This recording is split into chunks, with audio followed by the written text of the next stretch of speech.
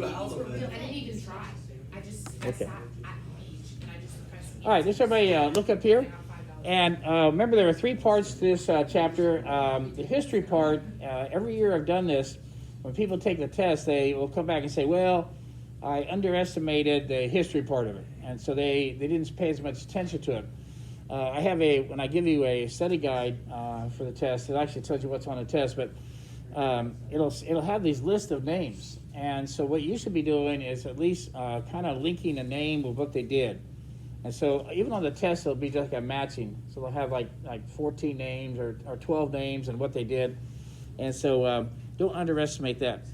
Let's take a look. Last time we were looking at Lavoisier. And Lavoisier, again, he did have a lot of money. And he got even more money when he worked for the government, French government. And he worked in the tax department. So there was a lot of money. He was in charge of money. And you tend to pay people to doing that because you don't want them to steal your money. So he also, after he did his job, he would spend sometimes 3 hours a day in his laboratory, and he had a very well-equipped laboratory. And so he was a scientist, but he was also worked for the government. So he was actually quite smart. He did a lot of experiments. He had one of the best balances that any person had ever bought, and that's why you'll see his name associated with the law of conservation of mass, because there were some theories going on about chemistry, but he came up and he says, no. He says, if you don't add any mass and you don't take any mass away in any kind of chemical reaction, then that mass should be conserved. When I was your age, I never understood that word conserved, because when we did conserve, they said, well, don't waste it. I always thought, well, conserve means don't waste it. But conserve in science means the law of conservation. If you're in physics, law of conservation of maybe have rotational inertia or something like that. It means that it doesn't disappear and it doesn't come out of nowhere. It's still accounted for. Can't be accounted for. Unfortunately, Lavoisier, because he did work for the government, they had this little thing called the French Revolution happen, and because he worked for the government and people thought they were being oppressed, he got his head cut off. He would have probably discovered a whole lot more. There's that political thing coming in there where, well, you belong to them, and so we judge you to be an enemy, and so if they just thought about it, he could have done a lot for their country if we hadn't killed him. All right, how about John Dalton? Anybody read anything about John Dalton? Okay, so here's a person that was the opposite. He was actually a school teacher, and I'm telling you, if you look back in history about school teachers, they might have given you a place to stay. Maybe you had a room that you could stay, and they might have given you X number of lumps of coal per week, but they weren't going to pay a whole lot for teachers. And John Dalton, somehow he was able to come up with some things that other scientists had overlooked. And if you'll take a look at some of these things here, look at this one right here. It says, let's see if I can find it here. Here we go. One of them is called the law of multiple proportions, and then the other one was another person, Proust, law of definite proportions. What's the difference? Proust said that the law of definite proportions says when you make water, it's going to seem, every time you make water, it's going to be 2 parts H and 1 part O. And at one time you say to yourself, that's so simple. Everybody knows that. Well, they didn't know that at one time. Carbon dioxide is always 1 part C and 2 parts O. And they did not know that at one time. So that's Proust. But then here comes Dalton, and this one sounds like it. It sounds like it, but it's not. It's called the law of multiple proportions. Okay, let's take a look. What he found out was that he had 3 compounds that each had nitrogen and oxygen in it. So I have more than 1 compound. I'm not looking at 1 compound now. I'm looking at more than 1 compound. Like nitrogen could be NO, NO2, N2O3. There are lots of compounds of nitrogen that you can have between nitrogen and oxygen. And what he found out was, when he analyzed it, he found out there was X number of grams of oxygen in this compound, this many, and this many. Now, to you and I, maybe you say, well, those are just three different numbers, right? But to somebody who used a little bit of mathematics, we talked about this in another class, how do you find the lowest whole number ratio of that? Remember how we did that when we did empirical formulas? Remember we had these ugly looking numbers and you want to make them into whole number form things? You divide them all by the smallest, don't you? And so what he had is, when he did that, he got whole number ratios. Now ask yourself, what does that mean? Here I am a Wednesday morning, and what does that mean to me? Anybody know? What does it mean? It said I got whole number ratios. What did that mean to Dalton? A whole number over a whole number. Right. So, The ratio that means in a whole number. so what's that mean in the world of chemistry? Yes. That you can compare compounds, just or the mass of compounds by 2 to 1 or 1 to 4. Okay. So you're right. What he said is, I think this is evidence that when there are these things called atoms, and when they combine, one of these might combine with 2 of you, or 2 of you might combine with 3 of you, right? But they're going to combine in whole numbers. And I know what you're thinking. It's ridiculous to think that it might have been a half an atom, but we didn't know that at one time. But he said, no, I think you don't have half an atom reacting with 2/3 of an atom like that. So he came up with all these things, and he came up with his idea, and over here, and let's take a look right there. Dalton's atomic theory, and atomic theory means the theory about atoms. This is a long time ago, and he's going to be the first people to say, here's what I think matter is made of. Okay, he's going to take everybody's ideas and his own. He says, number 1, every element is made up of these tiny things, and I'm going to call them atoms. Okay, what do you think? Do we still believe that? Yeah. Okay, so that's true today. 2, the atoms of a given element are identical to atoms of are identical. The atoms of different elements are different in some fundamental way or ways. What do you think about that? Yes and no. Okay, so it says the atoms of a given element are identical. At that time, he had no ability to, he had no equipment to figure out that there were these things called isotopes. So the 3 atoms of hydrogen, that's the same element, but are they identical? Yes. And he also had no way of knowing about what ions were. You and I will use the word ion a lot, but that was a concept that came much later, that atoms can actually be charged atoms. And so they're not really identical, but anyway, for the most part they are. And if you look over here, he also said there's some fundamental difference, though, between hydrogen and lithium. And we now know that has to do with protons, right? It has to do with protons. Now, number 3, chemical compounds are formed when atoms of different elements combine with each other. And again, they didn't know that for sure. And he says a given compound always has the same relative numbers and type of atoms. So again, if you're going to make glucose, it's C6H12O6. That's the way it's going to be made, and there's no other way to make that.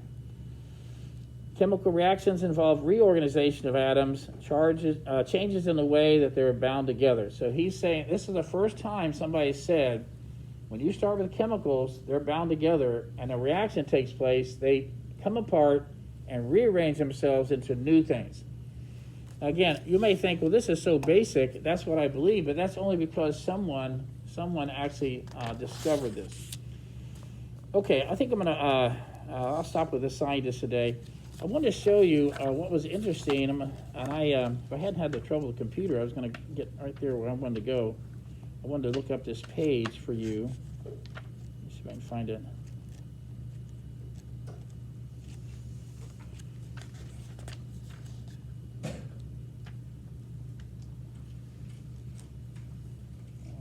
Okay, maybe that's it. Okay, here it is.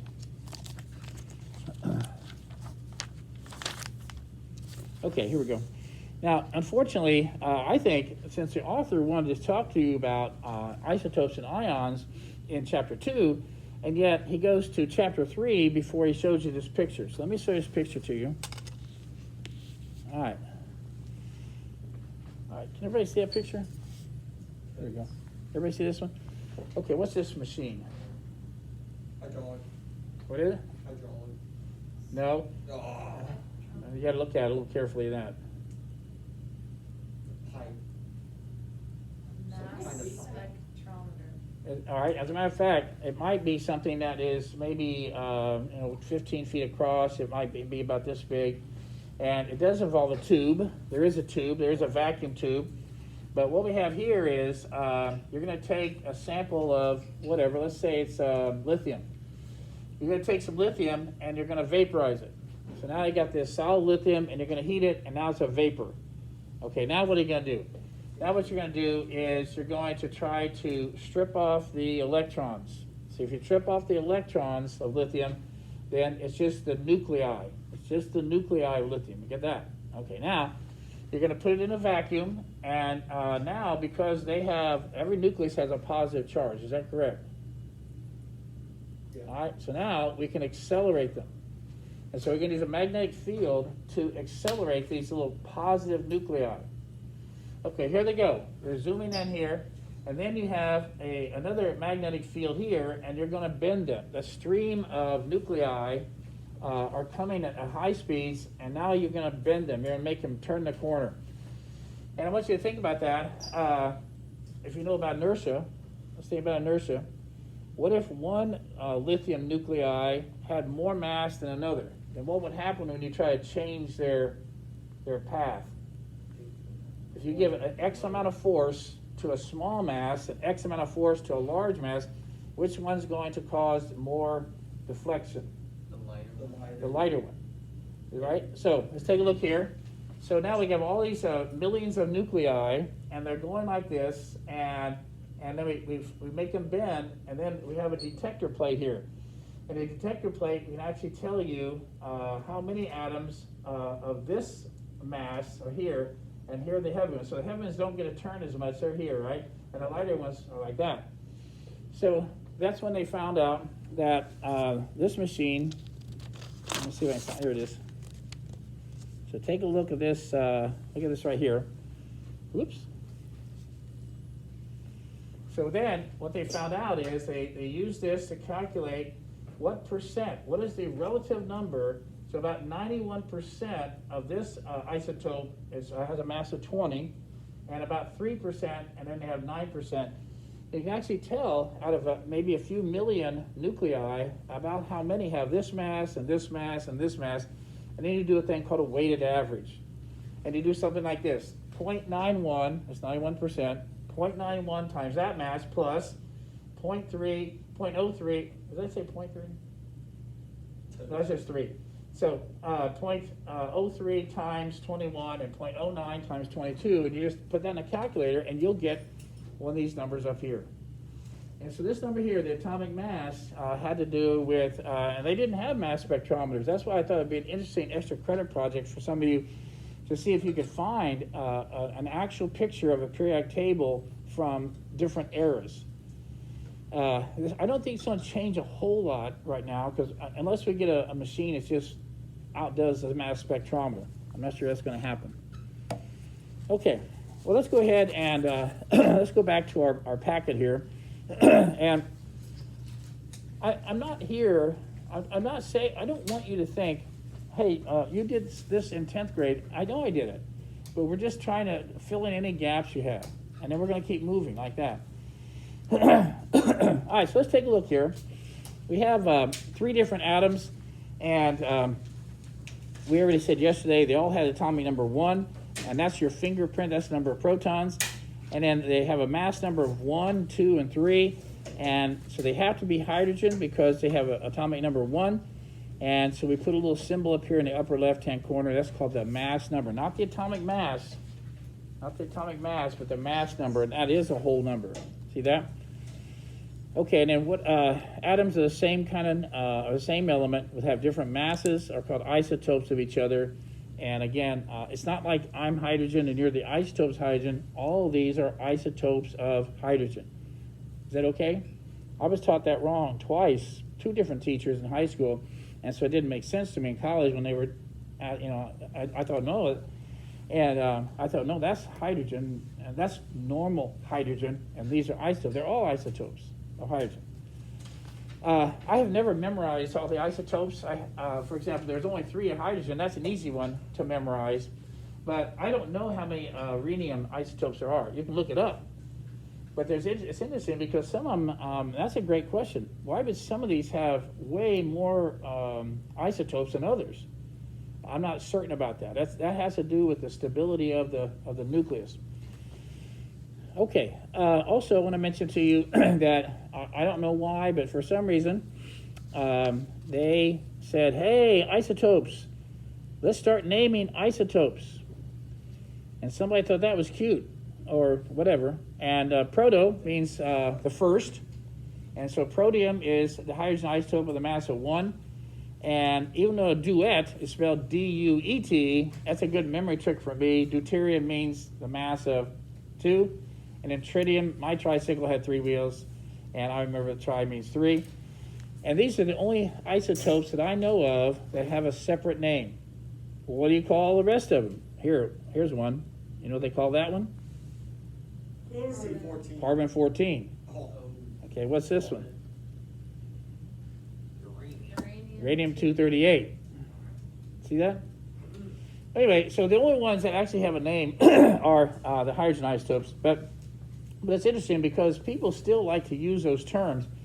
I can remember seeing the headlines. This was like, I don't know, 25, 30 years ago maybe. But headlines on the paper. Your U.S.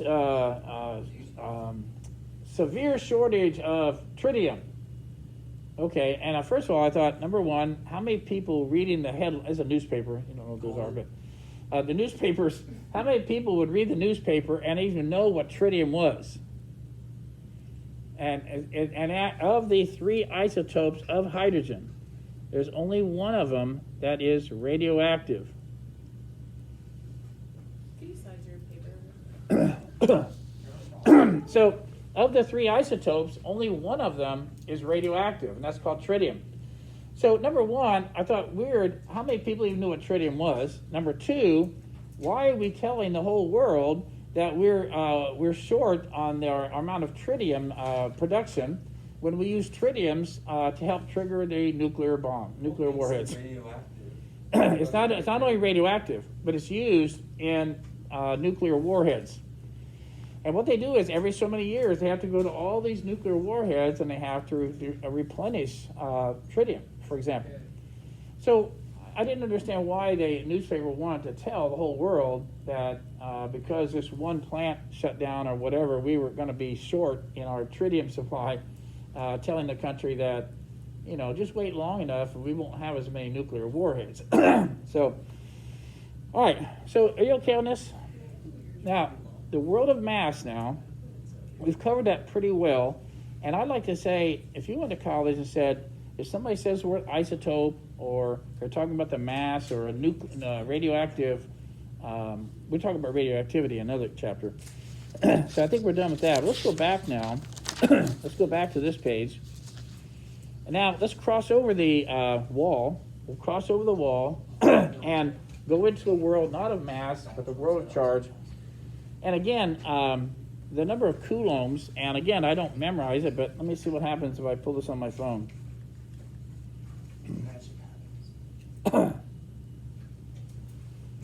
How many coulombs are in a +1 charge?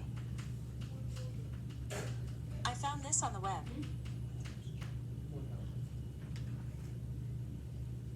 Okay. I just realized that clock was on. All right, here we go. It's 8:15. I'm like, dang, we got a whole like couple hours left. A couple. Oh yeah, it's at 2, bro. Okay, so here, can everybody do this? It says here the coulomb, 1 coulomb is equal to the amount of charge from a current of 1 amp flowing for 1 second. That's how they use those base units, okay? 1 coulomb is equal to the charge of that many protons. So what we'd have to do is, if you took 1 and divided by that, you get the charge of 1 coulomb, how much 1 coulomb is, which is a tiny, tiny number.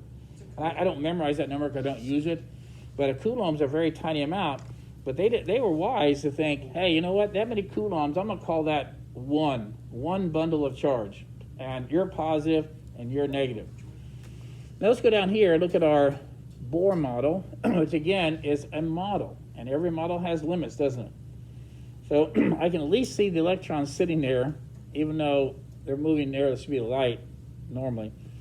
But I see 3 positive protons and I see 3 negative neutrons. Now if that's the case, then I would have +3 and -3, and I'd have myself what they call as a neutral atom.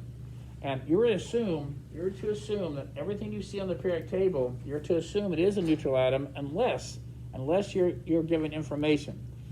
So let's go down here. If you see nothing here, if you see nothing there, I think I'm magnified or something. If you see nothing in this corner, it means I'm a neutral atom. I have the same number of plus charges as negative charges. You got that? So if you see nothing, it means something. But what if, and lithium is famous for losing 1 electron, and somebody takes it away, like a nonmetal, and now we have 3 protons and only 2 electrons. Well, that leaves you with an overall +1 charge. Now, I have to tell you that by putting a +1 there. You get that? So if I'm neutral, you'll see nothing here, but if I'm some kind of an ion, then you'll see a plus or minus charge there. And in 10th grade, remember the, what's the fancy words for a positive ion? Ion. No? I What do you think?